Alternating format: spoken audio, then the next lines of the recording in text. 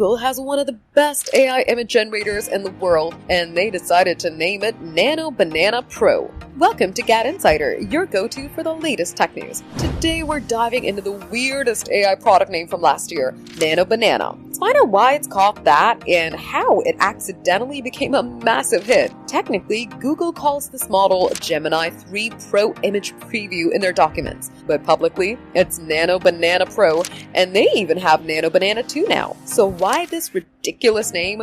It was never supposed to be the real name. It started as a temporary code name for testing on Arena.ai. Product manager Naina Raisinghani was asked at the last minute to come up with a code name. She combined her two names. Her friends call her Nana Banana, and others call her Nano because she's short and loves computers. She literally just smashed the two together and said Nano Banana. That silly name was uploaded on August 12, 2025, and within days, people were going crazy over the image quality. Then Google employees started teasing it. One posted a banana emoji, another posted a banana taped to a wall. But here's the crazy part. Google never planned to keep the name, but it stuck because it's memorable, fun, and people loved it. In tech, most AI names are boring, like Gemini and Claude, but since Nano Banana stands out, it went viral. And Google was smart enough not to kill the joke. Instead of replacing it with some boring corporate name, they embraced the weirdness and even added Pro to make it sound official. From a last-minute joke to beating OpenAI's image generator,